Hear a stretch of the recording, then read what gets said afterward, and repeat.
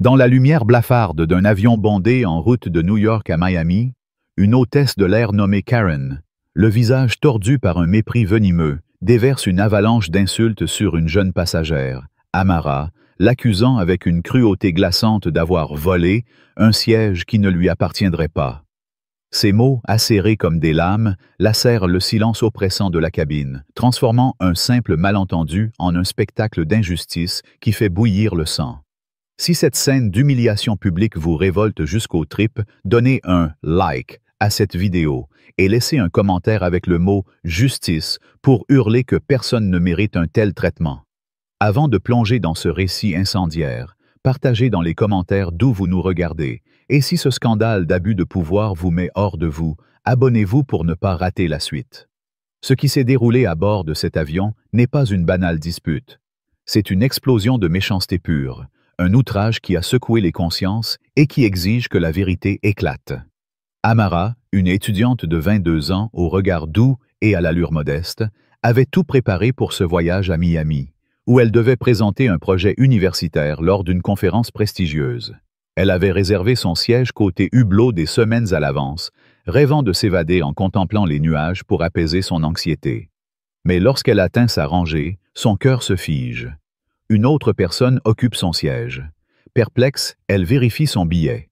Le numéro est correct, mais une erreur informatique a attribué le même siège à 2 passagers. Une broutille, pense-t-elle, un désagrément mineur qu'une hôtesse professionnelle devrait résoudre avec un sourire. Elle lève la main, un geste hésitant pour attirer l'attention du personnel, espérant une solution rapide et courtoise. C'est alors que Karen surgit, son badge scintillant sous les néons blafards, mais son regard aussi glacial qu'un vent d'hiver sur les Alpes. « Qu'est-ce que vous voulez encore » lance-t-elle d'un ton tranchant, sans même daigner lever les yeux de son carnet, où elle griffonne avec une impatience ostentatoire. Amara, avec une politesse presque instinctive, explique calmement la situation, tendant son billet comme une offrande. « Il y a une erreur avec mon siège. Je crois que quelqu'un d'autre est à ma place, » dit-elle, sa voix claire mais teintée d'une légère appréhension. Mais Karen l'interrompt avec une brutalité qui fige l'air. « Vous auriez dû vérifier avant de monter. Vous pensez que j'ai le temps pour vos caprices ?» aboie-t-elle, sa voix saturée d'un dédain si palpable qu'il semble empoisonner l'atmosphère. Les passagers à proximité sursautent, leurs regards oscillant entre choc et malaise. Amara, déstabilisée, sent une chaleur envahir ses joues. « Ce n'est pas ma faute, c'est une erreur de votre système », réplique-t-elle, la voix posée mais tremblante, cherchant à garder sa dignité face à cette hostilité inattendue. Karen, loin de s'adoucir, émet un ricanement méprisant, ses lèvres pincées en un rictus cruel. « Les filles comme vous, toujours à compliquer les choses pour attirer l'attention. » lâche-t-elle, chaque mot dégoulinant de condescendance. Cette phrase, « les filles comme vous », frappe Amara comme un coup de fouet. Une insinuation à peine voilée, sa peau mate, son sac à dos usé, son pull délavé par trop de lavage. Les murmures s'élèvent dans la cabine, un bruissement de voix choquée et indignée. Une vieille dame, Madame Lefebvre, assise 3 rangées plus loin, se redresse avec peine, s'appuyant sur sa canne, ses mains tremblantes, mais son regard d'acier. « Mademoiselle, cette jeune femme ne demande qu'un peu de respect, » dit-elle d'une voix frêle, mais d'une autorité naturelle, héritée d'une vie de combat discret. « Vous pourriez lui parler avec plus de courtoisie. » Karen pivote comme une furie, ses yeux lançant des éclairs. « Vous, la vieille, restez à votre place. Je n'ai pas besoin de vos sermons inutiles, » crache-t-elle, son ton si virulent qu'il fait taire les conversations alentour. Un silence oppressant s'abat, lourd comme une sentence. Madame Lefebvre, visiblement blessée, se rassied lentement, ses lèvres pincées, mais son regard brûle d'une dignité intacte, une lueur qui défie l'arrogance de Karen. Amara, bouleversée par cette attaque gratuite contre une femme âgée, sent une boule se former dans sa gorge. Elle lutte pour retenir ses larmes, refusant de donner à Karen la satisfaction de l'avoir brisée. Mais la honte, mêlée d'une colère sourde, commence à la consumer, comme un feu qui couve sous la cendre. À quelques sièges de là, un homme d'affaires nommé Julien, costume gris taillé sur mesure, sort discrètement son téléphone et commence à filmer, son visage crispé par une indignation contenue. Il murmure à son voisin, Éloi, un jeune graphiste à l'allure décontractée. Cette hôtesse est complètement hors contrôle. Ça va mal tourner, je te le dis. Éloi, les yeux écarquillés, acquiesce, ses poings serrés sur ses accoudoirs. C'est scandaleux. Elle n'a aucune raison de l'agresser comme ça, répond-il, sa voix tremblante d'incrédulité. Julien zoome sur Karen, capturant chaque mot toxique, chaque geste agressif, comme un documentariste traquant une vérité brutale. Amara, déterminée à ne pas se laisser écraser, tente de reprendre la parole, sa voix plus ferme malgré les tremblements. « S'il vous plaît, je veux juste m'asseoir à ma place. Ou donnez-moi un autre siège, ça m'ira parfaitement. » Mais Karen, comme possédée par une rage inexplicable, explose avec une violence qui fait vibrer la cabine. « Vous osez me donner des ordres? Vous avez essayé de m'acheter, hein? Oui, je vous ai entendu murmurer vos magouilles. » hurle-t-elle, pointant un doigt accusateur, ses yeux brillants d'une fureur presque théâtrale. Un mensonge éhonté, une fabrication si grotesque qu'elle arrache des hoquets de stupeur aux passagers. Amara, abasourdie, secoue la tête, les larmes perlant au coin de ses yeux. « Quoi? Je n'ai jamais dit ça. Pourquoi vous inventez des choses pareilles? » Sa voix se brise, fêlée par l'injustice, et cette calomnie abjecte fait bouillir le sang des témoins. Julien, toujours en train de filmer, murmure à Éloi. Elle ment sans vergogne. C'est révoltant. Effet que j'ai. Éloi, les mâchoires serrées, répond. Cette fille n'a rien fait de mal. C'est une honte absolue. La tension dans la cabine est électrique. Un orage prêt à éclater. Les autres hôtesses, qui passaient dans l'allée avec des plateaux de boissons, ralentissent, leurs regards nerveux balayant la scène. Aucune n'ose intervenir, leur silence assourdissant amplifiant l'indignation des passagers comme une complicité passive face à l'injustice. Une femme, Claire, voyageant avec son fils de 9 ans, Louis serre la main de son enfant, son visage crispé par une colère à peine contenue. Elle chuchote à son mari, Paul, un homme discret aux lunettes cerclées.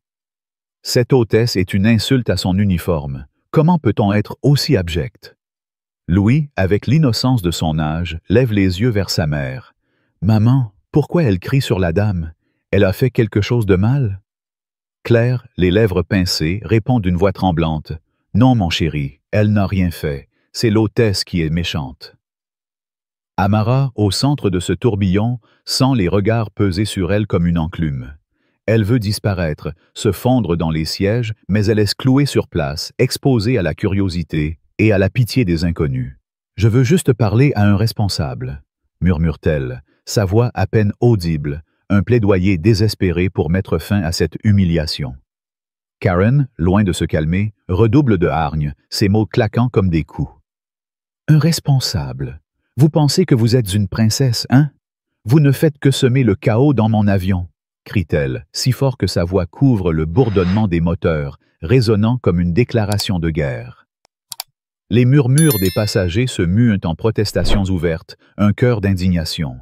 « C'est intolérable », lance une femme d'âge mûr. « Elle doit arrêter, c'est insensé », ajoute un homme en costume froissé.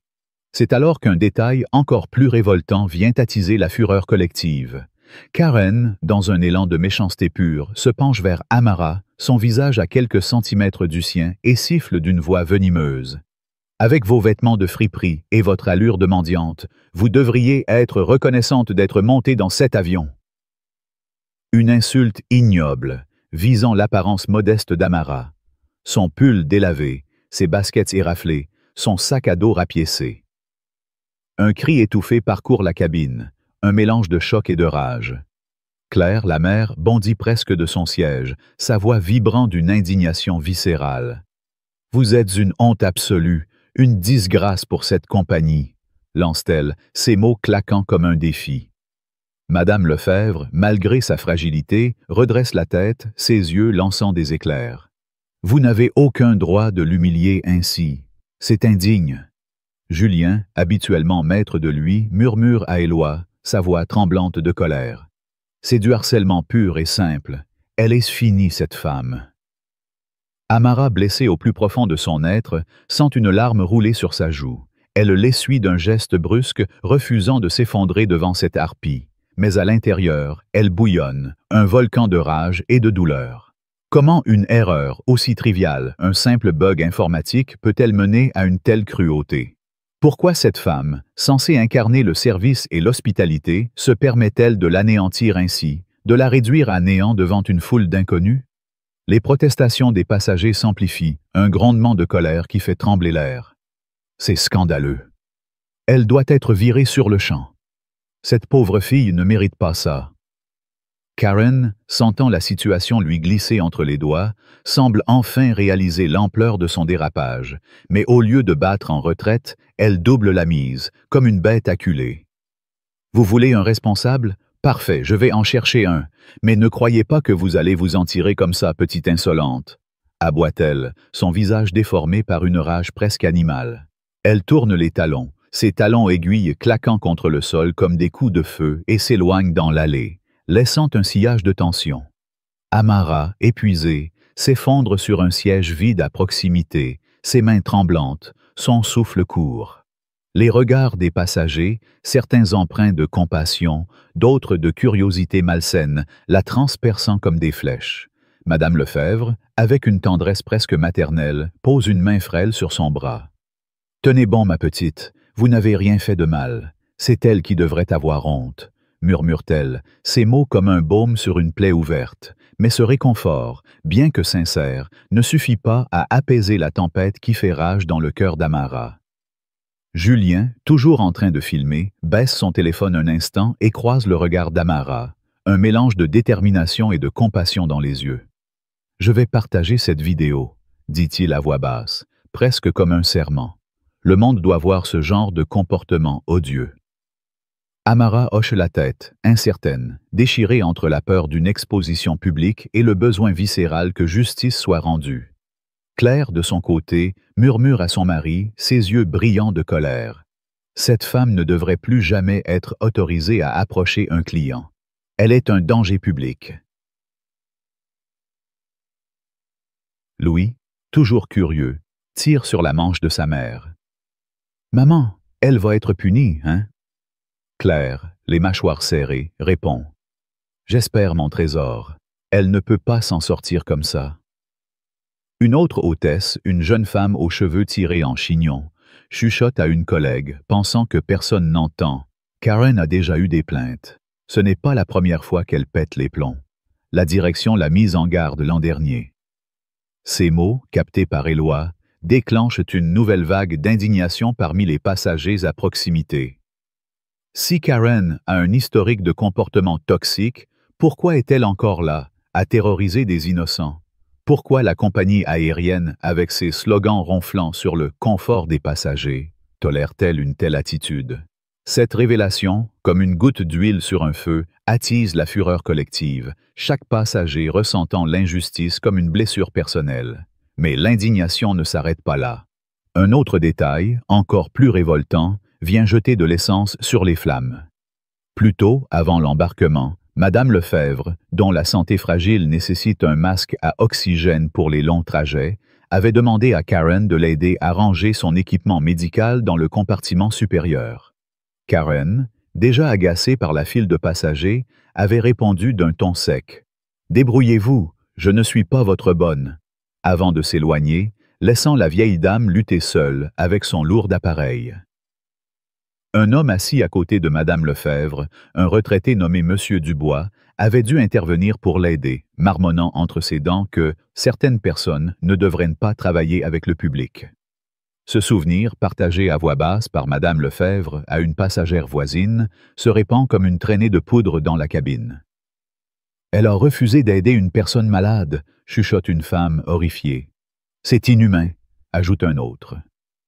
Cette anecdote, ajoutée à l'attaque contre Amara, peint Karen non seulement comme une tyran, mais comme une personne dénuée de la moindre empathie, une caricature de cruauté qui fait grincer des dents. Soudain, un bruit de pas lourd résonne dans l'allée, brisant le tumulte des murmures. La cabine se fige, tous les regards convergent vers l'avant. La porte du cockpit s'ouvre avec une lenteur presque cinématographique, et un homme d'âge mûr, M. Torres, le responsable au sol, entre, son uniforme impeccable contrastant avec son visage dur comme le granit.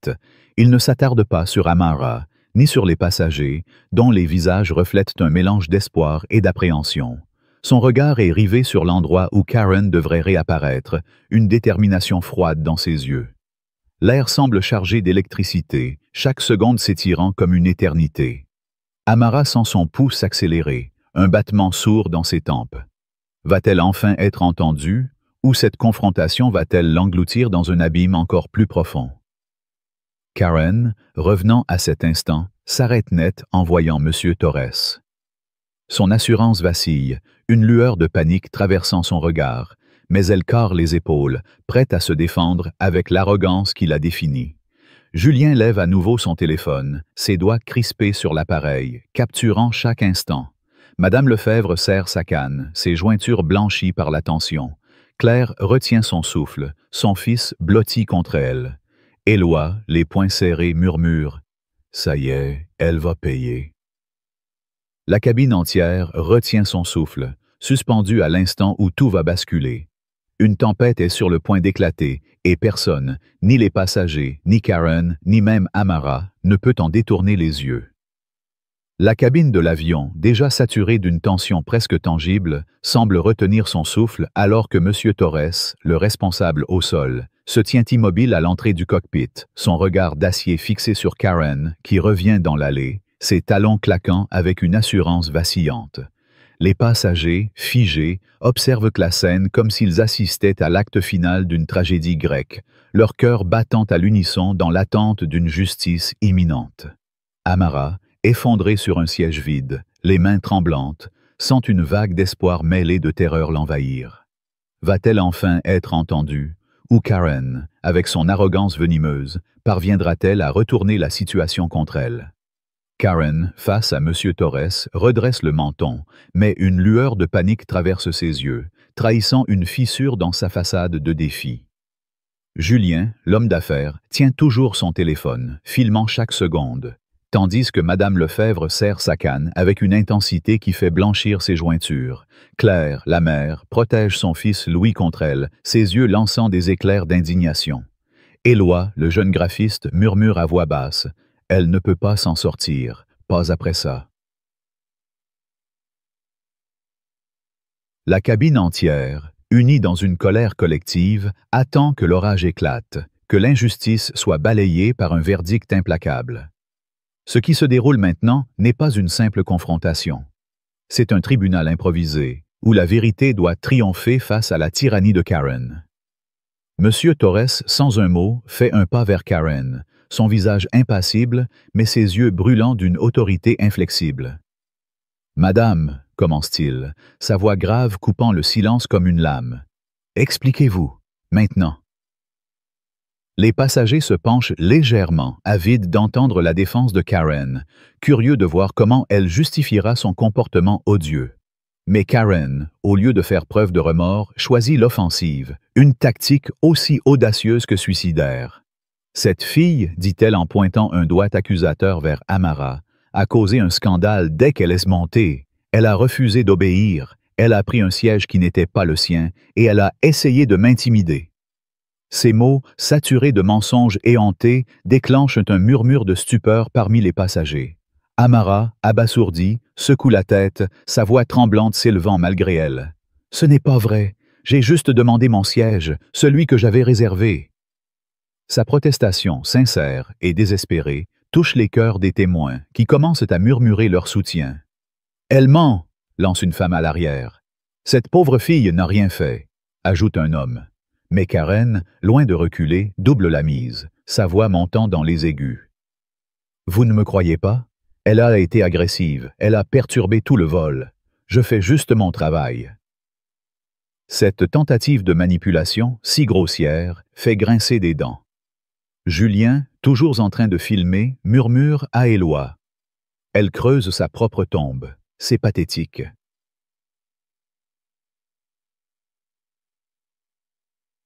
C'est alors que Julien, poussé par une indignation qu'il ne peut plus contenir, intervient. « Monsieur Torres, » dit-il en levant son téléphone, sa voix claire et assurée. « J'ai tout filmé, chaque mot, chaque insulte. Voulez-vous voir? » Un silence lourd s'abat sur la cabine, tous les regards convergeant vers lui. Monsieur Torres hoche la tête, son expression indéchiffrable. Julien s'avance, ignorant le regard assassin de Karen, et tend son téléphone. Les passagers retiennent leur souffle alors que Monsieur Torres visionne la vidéo, son visage s'assombrissant à mesure que les images défilent.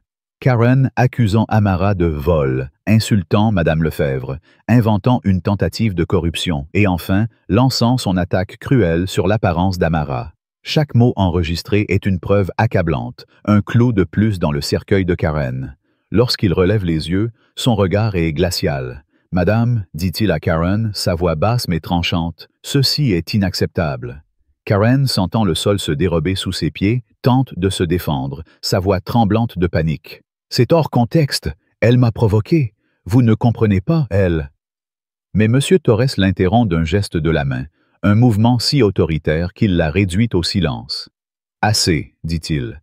Votre comportement est une honte pour cette compagnie. » Mais avant que M. Torres ne puisse aller plus loin, un nouveau détail révoltant vient attiser la fureur des passagers. Claire, la mère, se lève, incapable de se taire plus longtemps. « Monsieur Torres, ce n'est pas tout !» lance-t-elle, sa voix vibrant d'une colère contenue. « Cette femme a ignoré une passagère malade. » Elle pointe du doigt Madame Lefebvre, qui baisse les yeux, gênée d'être au centre de l'attention. Elle a refusé d'aider cette dame avec son équipement médical avant l'embarquement, la laissant se débrouiller seule. Est-ce ainsi que vous traitez vos passagers? Les murmures d'indignation s'amplifient, un grondement de rage collective. Monsieur Dubois, le retraité qui avait aidé Madame Lefebvre, ajoute d'une voix rauque. « C'est vrai, elle a dit à Madame Lefebvre de se débrouiller comme si elle était un fardeau. C'est inhumain. » Cette révélation, comme une bombe, fait exploser la cabine en un chœur de protestation. « C'est scandaleux! Elle n'a pas sa place ici. » Comment ose-t-elle? Karen, acculée, tente de nier, sa voix chevrotante. « Ce n'est pas ce qui s'est passé. Ils exagèrent, ils. » Mais ses paroles se noient dans le tumulte, inaudible face à la vague de colère. Pire encore, Karen, dans un dernier sursaut de désespoir, commet une erreur fatale. Se tournant vers Amara, elle lâche, d'une voix sifflante et pleine de venin. « Tout ça, c'est votre faute. Avec votre air de victime et vos vêtements miteux, vous cherchez juste à me faire tomber. » Cette insulte, une attaque personnelle d'une cruauté inouïe, arrache des cris de stupeur aux passagers. Louis, le fils de Claire, les yeux écarquillés, murmure. « Maman, elle est vraiment méchante. » Claire, au bord des larmes de rage, serre son fils contre elle. « Oui, mon chéri, elle l'est. » Madame Lefebvre, malgré son âge, se redresse à nouveau, sa voix tremblante mais puissante. « Vous êtes une honte pour l'humanité, » lance-t-elle, chaque mot pesant comme une sentence. Éloi, les poings serrés, murmure à Julien. « Elle est finie. Elle ne peut pas se relever de ça. » Julien, toujours en train de filmer, acquiesce, son visage crispé par une indignation viscérale. Les autres hôtesses, jusque-là en retrait, échangent des regards nerveux, l'une d'elles chuchotant. « Karen a toujours été comme ça. Elle s'en prend à tout le monde. » Cette confession ascenseur à billets confirme ce que tout le monde pense. Karen est une véritable furie, et son comportement est intolérable. Monsieur Torres, impassible, se tourne vers Karen, sa voix résonnant comme un verdict divin.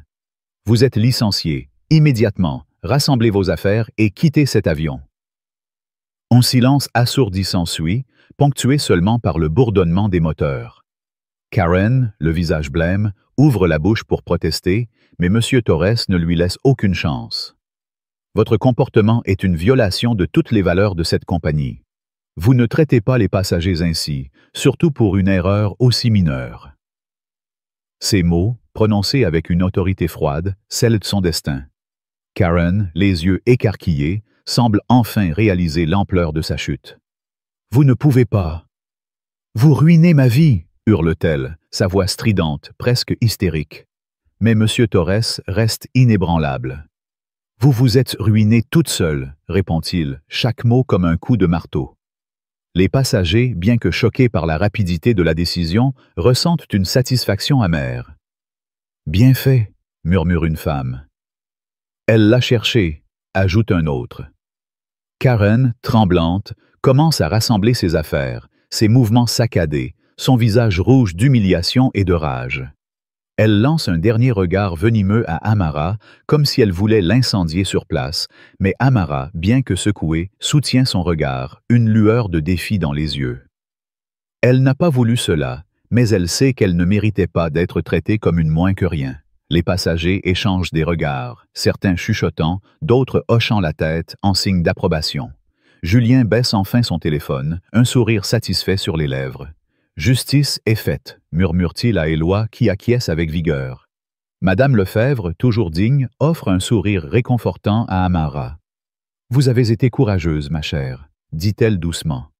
Claire, tenant toujours la main de Louis, ajoute « Vous n'avez rien à vous reprocher, c'est elle qui a tout gâché. » Alors que Karen, ses affaires à la main, s'avance vers la sortie, son visage est un masque de honte et de colère. Elle ne regarde ni Amara, ni les passagers, ni même M. Torres qui la suit de près, son expression impassible. Chaque pas qu'elle fait résonne comme une condamnation, et lorsqu'elle franchit la porte de l'avion, un étrange soulagement s'installe dans la cabine. Les passagers, encore sous le choc, commencent à se détendre, leurs épaules s'affaissant, leurs murmures reprenant. « Je n'ai jamais vu quelque chose d'aussi rapide, » dit un homme. « Elle l'a mérité, » répond une femme. Amara, toujours assise, sent son cœur battre à tout rompre. Elle n'arrive pas à croire ce qui vient de se passer. En quelques minutes, une simple erreur de siège a conduit à la fin d'une carrière. Elle se sent à la fois soulagée et étrangement coupable, comme si elle était responsable de cette chute vertigineuse. Mais alors que la cabine retrouve un semblant de calme, un nouveau détail vient ajouter une couche de complexité à la scène. Julien, consultant son téléphone, fronce les sourcils et murmure à Éloi. « La vidéo, elle est déjà en ligne. Regarde, elle devient virale. » Il montre l'écran où des notifications s'accumulent à une vitesse folle. Des likes, des partages, des commentaires outrés. Hôtesse de l'air virée après une explosion de rage, proclame un titre. Scandale à bord. Une passagère humiliée, dit un autre. Amara, entendant ces mots, sent une boule se former dans son estomac. Elle n'avait pas prévu cela, pas voulu devenir le centre d'une tempête médiatique. Claire, remarquant son trouble, pose une main réconfortante sur son épaule. « Ne vous inquiétez pas, dit-elle. Les gens verront la vérité. Vous avez bien agi. » Mais Amara n'en est pas si sûre. Alors que l'avion commence à rouler vers la piste, elle jette un regard par le hublot, son esprit en ébullition. Ce qui avait commencé comme un simple malentendu est maintenant une affaire publique, et elle sait, au fond d'elle, que cette histoire est loin d'être terminée. La cabine, bien que plus calme, porte encore les stigmates de l'orage, et Amara, malgré le triomphe de la justice, se demande ce que l'avenir lui réserve dans ce tourbillon qu'elle n'a jamais voulu déclencher. L'avion atterrit à Miami dans un grondement sourd, les roues frappant le tarmac avec une secousse qui semble ébranler la cabine. Mais pour Amara, aucun soulagement ne vient. La tempête déclenchée par l'altercation avec Karen, l'hôtesse de l'air licenciée sur le champ, continue de rugir dans son esprit, amplifiée par la vidéo virale qui, en quelques heures, a transformé un simple malentendu en un scandale planétaire. Assise près du hublot, les mains crispées sur ses accoudoirs, Amara sent le poids des regards des autres passagers, certains compatissants, d'autres curieux, comme si elle était devenue une figure publique contre son gré. La cabine, bien que plus calme après le départ dramatique de Karen, vibre encore d'une tension résiduelle, un écho de l'orage qui a tout balayé. Julien, l'homme d'affaires qui a filmé l'incident, range son téléphone, mais son expression trahit une inquiétude croissante. La vidéo, maintenant partagée des milliers de fois, a échappé à tout contrôle.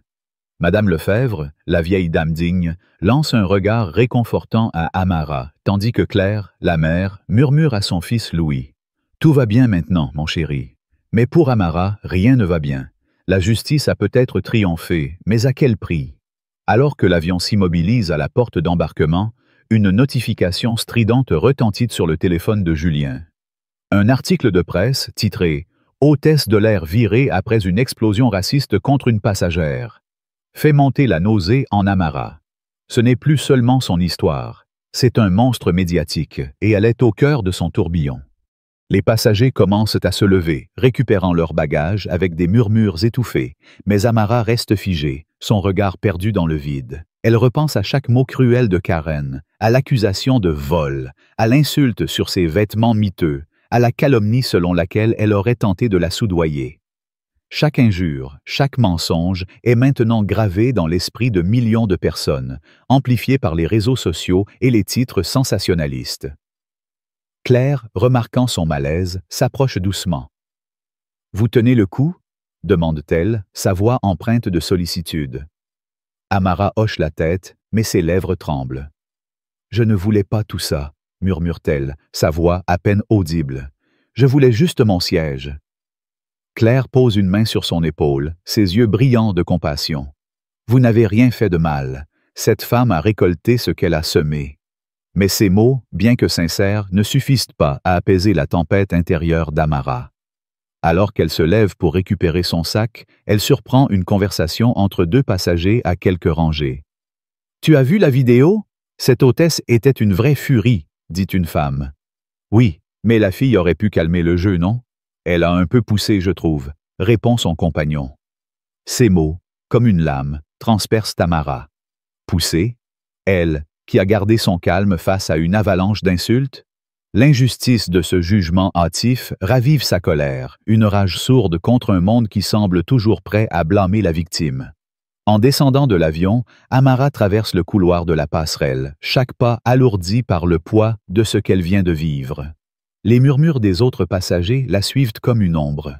« C'est elle, la fille de la vidéo », chuchote une adolescente à son amie, son téléphone déjà ouvert sur un article. Amara baisse la tête, son visage brûlant de honte. Elle n'a jamais voulu être une héroïne, encore moins une victime exposée au regard du monde. Dans le terminal, l'agitation de l'aéroport, les annonces nasillardes, le cliquetis des valises, les conversations animées contrastent avec le chaos qui bouillonne en elle. Elle s'arrête près d'un kiosque à journaux, où un écran diffuse une chaîne d'informations en continu. À sa stupeur, son visage apparaît, flouté mais reconnaissable, accompagné d'un titre criard. « Scandale à bord. Une passagère humiliée déclenche la chute d'une hôtesse. » Le présentateur, avec un sourire narquois, commente. Certains disent que la passagère a exagéré, provoquant un drame pour attirer l'attention. Amara sent son sang se glacer. Exagéré? Provoqué? Ces mots, comme une nouvelle trahison, attisent une fureur qu'elle peine à contenir. Comment ose-t-il déformer la vérité, la peindre comme une opportuniste alors qu'elle a été la cible d'une cruauté gratuite? Elle serre les poings, ses ongles s'enfonçant dans ses paumes, luttant pour ne pas crier sa rage au milieu de la foule. C'est alors qu'un détail encore plus révoltant vient envenimer la situation. Alors qu'elle attend ses bagages, Amara remarque un groupe de passagers de son vol agglutinés autour d'un téléphone. Une femme, la même qui avait critiqué Amara dans l'avion, lit à voix haute un article de tabloïd en ligne. La passagère aurait orchestré la confrontation pour gagner en notoriété, selon des sources proches de l'hôtesse. Un mensonge éhonté, une calomnie si grotesque qu'elle fait bouillir le sang d'Amara. Orchestrée, elle, qui a supplié pour un simple siège, qui a enduré les insultes sans riposter? Claire, qui se tient non loin avec Louis, surprend la conversation et s'approche, son visage crispé de colère. « C'est absolument faux !» lance-t-elle, sa voix tremblante d'indignation. « J'étais là, j'ai tout vu. Cette jeune femme n'a rien fait d'autre que demander son dû. C'est cette hôtesse qui a tout déclenché avec sa méchanceté. » Les passagers se tournent, certains gênés, d'autres hochant la tête en signe d'accord. Louis, tirant sur la manche de sa mère, demande « Maman, pourquoi ils disent des méchancetés sur la dame ?» Claire, les yeux brillants de rage, répond « Parce que certaines personnes préfèrent les mensonges à la vérité, mon chéri. » Amara, touchée par le soutien de Claire, sent une larme rouler sur sa joue, mais elle l'essuie rapidement, refusant de s'effondrer. Julien, qui récupère sa valise à quelques mètres, s'approche d'Amara, son expression mêlant culpabilité et détermination. « Je suis désolé, dit-il, sa voix basse. Je n'avais pas prévu que la vidéo prendrait une telle ampleur. Je voulais juste montrer la vérité, exposer son comportement. » Amara hoche la tête, partagée entre gratitude et frustration.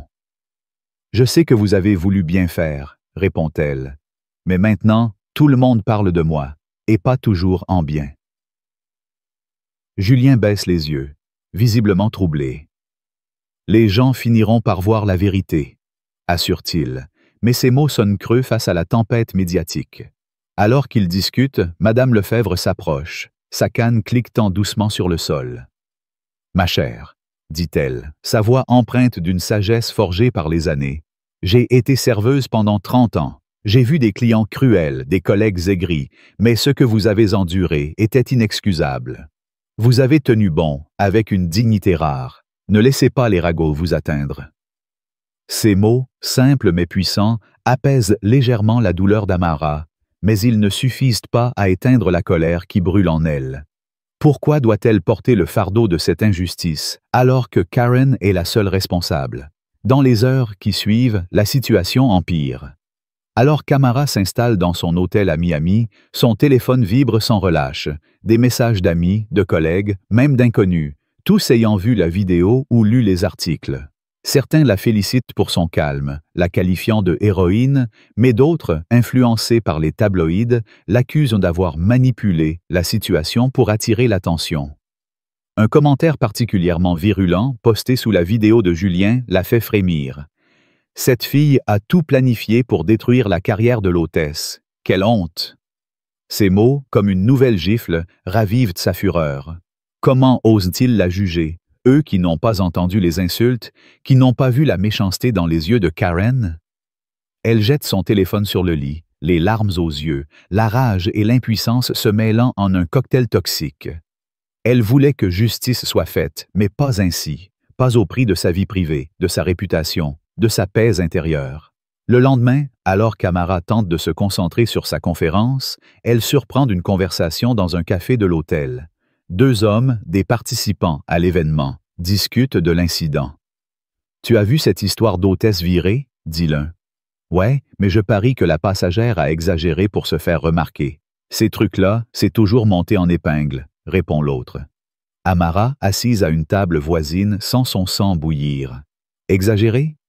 Elle, qui a supplié pour un siège, qui a encaissé les insultes sans broncher? Elle serre sa tasse si fort que ses jointures blanchissent, luttant pour ne pas se lever et hurler sa vérité. Cette distorsion, cette facilité avec laquelle le public torde les faits pour en faire un spectacle, est une nouvelle forme d'injustice, aussi cruelle que les mots de Karen. Elle se sent trahie, non seulement par Karen, mais par un monde qui préfère les récits simplistes aux vérités complexes. C'est alors qu'un nouvel élément vient attiser sa colère.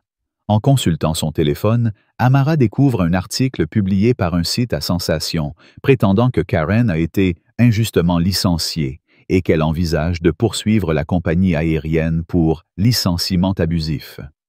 L'article cite une prétendue amie de Karen, affirmant que la passagère a manipulé tout le monde pour faire virer une mère célibataire dévouée. Ce mensonge, si éhonté, si manipulateur, fait exploser la rage d'Amara.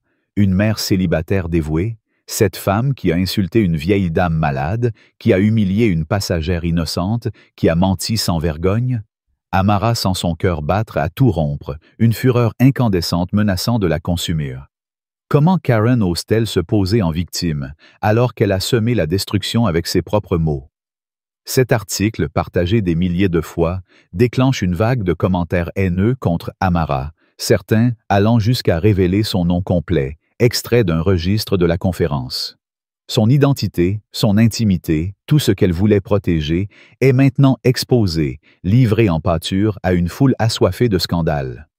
Mais au milieu de cette tempête, un rayon de lumière perce. Claire, qui a échangé ses coordonnées avec Amara avant de quitter l'aéroport, lui envoie un message. « J'ai vu les articles, ne les laissez pas vous atteindre.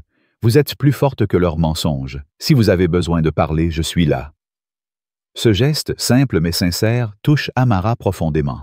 Elle répond, les doigts tremblants. « Merci, ça compte énormément. » Peu après, Julien lui écrit également, s'excusant à nouveau pour l'ampleur prise par la vidéo, mais ajoutant « J'ai contacté un journaliste pour raconter la vraie histoire. Les gens doivent savoir ce que vous avez enduré. » Ces soutiens, bien que modestes, rallument une étincelle d'espoir en Amara. Elle n'est pas seule. Pas complètement. Pourtant, la colère persiste. L'histoire d'Amara, cette jeune étudiante confrontée à une injustice criante à bord d'un vol de New York à Miami, est bien plus qu'un simple incident isolé. C'est un miroir tendu à notre société, révélant les failles de nos interactions humaines et les dangers d'un monde où la colère et les préjugés peuvent éclater en un instant. En tant que Français, profondément attachés aux valeurs de justice, d'égalité et de respect, nous ne pouvons qu'être bouleversés par le traitement infligé à Amara par Karen, une hôtesse de l'air dont l'arrogance et la cruauté ont transformé une erreur banale en un scandale mondial. Cette histoire, racontée avec une intensité dramatique dans les 3 chapitres, m'a profondément touché, non seulement par l'injustice subie par Amara, mais aussi par la manière dont elle a su garder sa dignité face à l'adversité. Elle nous pousse à réfléchir sur nos propres comportements, sur la manière dont nous réagissons face à la pression et sur l'impact de nos paroles dans un monde hyper connecté. À travers cette réflexion, j'aimerais partager mes sentiments et les leçons que nous pouvons tirer pour enrichir nos vies quotidiennes. Dès le premier chapitre, la violence verbale de Karen envers Amara m'a révolté. L'accusation infondée de vol de siège, les insultes sur l'apparence d'Amara et l'attaque contre Madame Lefebvre, une vieille dame fragile, révèlent une méchanceté gratuite qui heurte nos valeurs françaises de courtoisie et de solidarité. En France, où l'on célèbre l'art de la conversation et le respect mutuel, même dans les désaccords, le comportement de Karen est une aberration. J'ai ressenti une colère viscérale face à son refus d'écouter, son mépris pour la dignité d'autrui et son abus de pouvoir. Mais ce qui m'a frappé encore plus, c'est la résilience d'Amara. Malgré l'humiliation publique, elle a su rester calme, demandant simplement à parler à un responsable. Cette retenue, cette force intérieure, est une leçon d'élégance morale. Dans nos vies, nous faisons tous face à des moments de frustration, un collègue irrespectueux, un inconnu agressif dans les transports. L'histoire d'Amara nous enseigne qu'il est possible de répondre à la haine par la dignité, une valeur si chère à notre culture, incarnée par des figures comme Simone Veil, qui a surmonté l'adversité avec grâce. Le deuxième chapitre, avec l'intervention de M. Torres et le licenciement immédiat de Karen, a apporté une satisfaction temporaire, mais aussi une réflexion plus profonde sur la justice. En France, où l'équité est au cœur de notre devise républicaine, voir Karen payer pour ses actes était nécessaire. Pourtant, la véhémence de sa défense, ses mensonges éhontés et son ultime insulte envers Amara m'ont rempli d'indignation. Comment une personne peut-elle tomber si bas, nier ses fautes jusqu'au bout? Cette obstination m'a rappelé les débats passionnés de nos cafés parisiens où l'on discute de la responsabilité individuelle. Karen incarne l'échec de l'autoréflexion, un piège que nous devons éviter. La leçon ici est claire. Reconnaître ses erreurs, même sous pression, est un signe de force, pas de faiblesse. Dans ma vie quotidienne, je m'efforce désormais de faire une pause avant de réagir dans un moment de stress, me demandant « Suis-je juste? Mes paroles blessent-elles inutilement ?» Cette introspection, ancrée dans notre tradition philosophique française, de Montaigne à Sartre, est essentielle pour vivre en harmonie. Le troisième chapitre, avec ses retombées médiatiques, m'a plongé dans une colère nouvelle, non pas contre Karen, mais contre un système qui déforme la vérité pour le sensationnalisme. Les articles accusant Amara d'avoir orchestré l'incident, les commentaires haineux en ligne et la violation de son intimité m'ont révolté. En France, où la vie privée est sacrée, protégée par des lois strictes, voir Amara exposée ainsi est une trahison. Cela m'a rappelé les scandales médiatiques qui ont secoué notre pays, où des innocents ont été traînés dans la boue pour des clics. Mais ce chapitre m'a aussi inspiré par la solidarité de Claire, Julien et Madame Lefebvre, qui ont soutenu Amara dans la tourmente. Leur compassion reflète l'esprit de fraternité française, celui des manifestations pour la justice sociale ou des élans de générosité lors de crises. La leçon ici est double. D'abord, nous devons nous méfier des récits médiatiques simplistes et chercher la vérité avec discernement. Ensuite, un simple geste de soutien, un message, un sourire, peut changer la donne pour quelqu'un en détresse. J'essaie maintenant d'être plus attentif aux autres, de tendre la main à ceux qui souffrent en silence, que ce soit un collègue stressé ou un voisin isolé. Enfin, l'histoire d'Amara nous met en garde contre les dangers d'un monde hyper connecté. La vidéo de Julien, bien que motivée par un désir de justice, a transformé un incident en un cirque médiatique, exposant Amara à une vague de jugements injustes. En France, où l'on débat souvent de l'impact des réseaux sociaux, cette histoire résonne comme un avertissement. Nous devons réfléchir avant de partager, nous demander si notre action sert la vérité ou alimente la haine. Pour ma part, j'ai pris l'habitude de vérifier les sources avant de commenter en ligne, et je m'efforce de promouvoir des contenus qui élèvent plutôt que divisent. Cette histoire m'a aussi appris à valoriser l'empathie sous pression. Karen, submergée par le stress, a laissé ses pires instincts prendre le dessus. Nous pouvons tous être tentés de céder à la colère, mais choisir l'écoute et la bienveillance, même dans l'adversité, est un choix puissant. Dans mes interactions, je m'inspire désormais d'Amara, cherchant à répondre avec calme et respect, même face à la provocation. En conclusion, l'histoire d'Amara est un appel à l'action pour chacun de nous. Elle nous rappelle que la justice, la dignité et la solidarité sont des piliers d'une société civilisée, des valeurs que nous, Français, chérissons dans nos cafés, nos écoles, nos rues. Appliquons ces leçons. Soyons des Amara, pas des Karen, dans nos vies quotidiennes. Et si cette histoire vous a touché, agissons ensemble pour répandre son message. Donnez un like à cette vidéo, partagez-la avec vos amis et abonnez-vous à la chaîne pour ne pas manquer nos prochaines histoires inspirantes. Laissez un commentaire avec le mot « solidarité » pour montrer que vous croyez en un monde plus juste. Ensemble, faisons entendre la voix de la vérité et de l'humanité.